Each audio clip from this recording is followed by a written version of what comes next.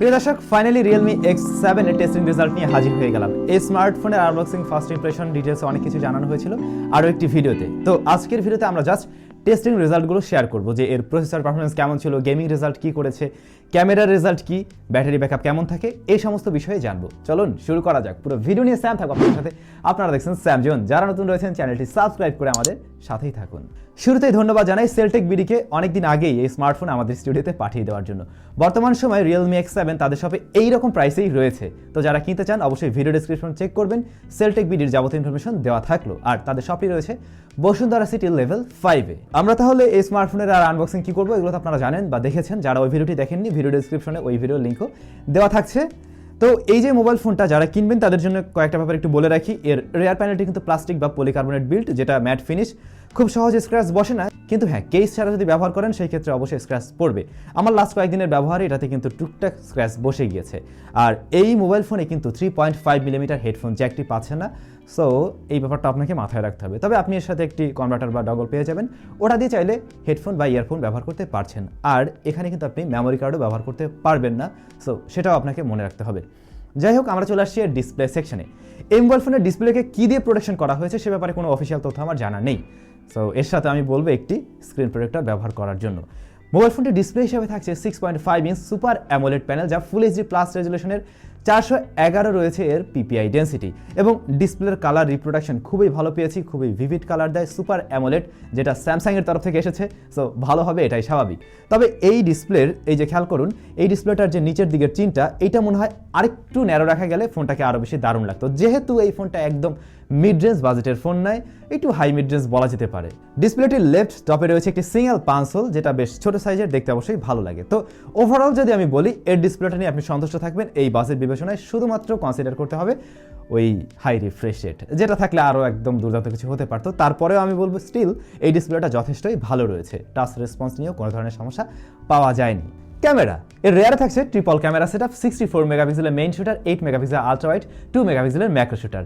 Front facing হিসেবে রয়েছে একটি 16 মেগাপিক্সেলের সেন্সর। তো রেয়ারের যে মেইন শুটার, যা ডে লাইট বা প্রপার লাইটিং কন্ডিশনে ভালো শার্পনেস, ডিটেলসে ছবি দিচ্ছিল, তবে ছবিতে কালার কিছুটা বুস্ট আপ করে, একদম ন্যাচারাল কালারে ছবি দিচ্ছিল না, যেটা অবশ্য দেখতে বেশ ভালোই লাগে। আর লো লাইটে যদি চলে আসেন সেক্ষেত্রে মনে হলো কিছুটা সফট করে দেয় এবং কিছুটা নয়েজের দেখা আপনি পেয়ে যাবেন, ডিজিটাল নয়েজ। তবে রয়েছে নাইট মোড, ওটা যদি ব্যবহার করেন সেই ক্ষেত্রে বেটার ছবি পাওয়া সম্ভব।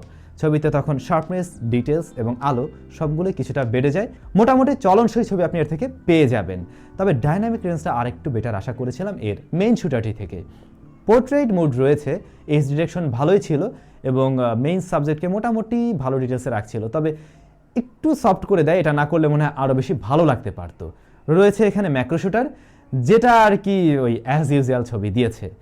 আর এই ফোনের আলট্রাওয়াইড সেন্সরটি প্রপার লাইটে মেইন শুটারের মতো ভালো রেজাল্ট করছিল, ভালো ডিটেলস শার্পনেস ধরে রাখতে পারছিল, কিন্তু ডাইনামিক রেঞ্জটা ততটা ভালো পাইনি। আর একটা সাজেশন থাকবে, এর আলট্রাওয়াইড দিয়ে যদি আপনি ছবি তোলার চিন্তাভাবনা করেন সেই ক্ষেত্রে অবশ্যই প্রপার লাইট বা ডে লাইটে নেওয়ার ট্রাই করবেন, কারণ লো লাইটে এটা ততটা ভালো পারফর্ম করে না। এর মেইন শুটারটি দিয়ে ভিডিও রেকর্ড করা যাবে সর্বোচ্চ 4K 30 FPS-এ। 60 FPS থাকলে অনেকের কাজে লাগতে পারতো। রয়েছে EIS, আপনি মোটামুটি একটা স্টেবিলিটি পেয়ে যাবেন। Video quality okay. আর এর ফ্রন্ট ফেসিং হিসেবে রয়েছে 16 মেগাপিক্সেলের ক্যামেরা, যার রেজাল্টটা আমার কাছে তুলনামূলকভাবে বেশ ভালোই মনে হয়েছে। ভালো শার্পনেস, ডিটেলস ধরে রেখে সুন্দর ছবি দিচ্ছিল। তবে ডাইনামিক রেঞ্জের একটু সমস্যা থাকে, যেটা রয়েছে এখানেও।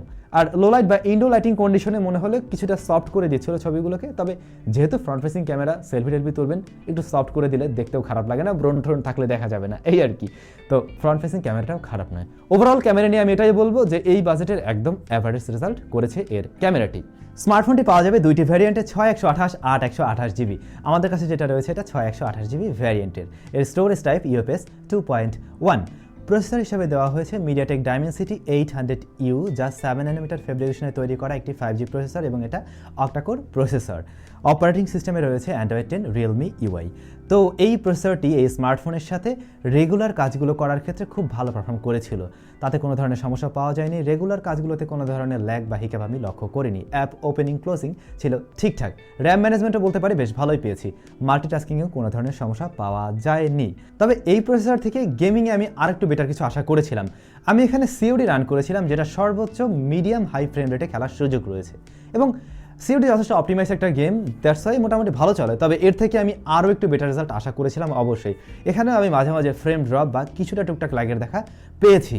পাবজির ক্ষেত্রে আমি এখানে সর্বোচ্চ এইচডি হাই ফ্রেম রেটে খেলার সুযোগ পেয়েছি, যেটা আমার আশানুরূপ নয়, আর একটু বেটার কিছু অবশ্যই আশা করেছিলাম। এবং যদি আমরা একদম হাই সেটিংসে খেলি সেই ক্ষেত্রে মাঝে মাঝেই ফ্রেম ড্রপ লক্ষ্য করা যাচ্ছিল এবং টুকটাক কিছু ল্যাগের দেখা পেয়েছি। তো আমার মনে হয় যে এই প্রসেসরের আরও কিছু বেটার রেজাল্ট দেওয়ার ক্ষমতা রয়েছে, যেটা হয়তো ইন ফিউচারে আমরা পেয়ে যাবো এই স্মার্টফোনে। তবে এই মুহূর্তে আমি কোনো ধরনের আপডেট বা ওই ধরনের কোনো কিছু কিন্তু এখনও পাইনি। তবে ফ্রি ফায়ার বেশ স্মুথলি প্লেয়াবল ছিল, কিন্তু এই ফোনটা ততটা গরম হচ্ছিল না, আর চার্জও খুব যে বেশি বার্ন করছিল এমনটাও নয়।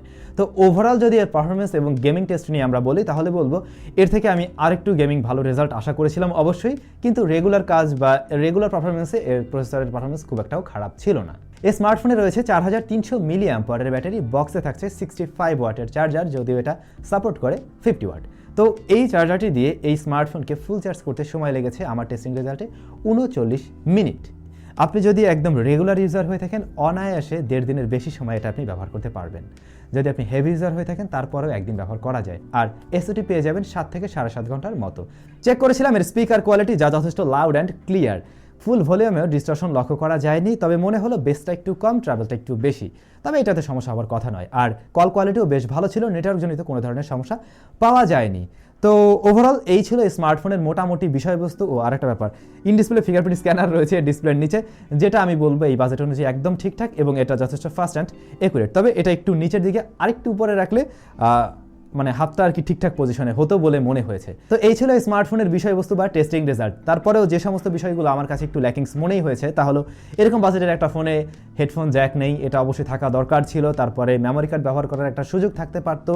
এরপরে এই স্মার্টফোনের যে প্রসেসর, তার গেমিং রেজাল্ট আর একটু বেটার রেজাল্ট অবশ্যই আশা করা যায়, বা হয়তো এটা ফিউচারে গিয়ে আর বেটার রেজাল্ট করলেও করতে পারে। তো এই বিষয়গুলোর দিকে যদি মানে আরেকটু ফোকাস দেওয়া হতো, তাহলে মনে হয় দারুণ কিছু হতে পারতো।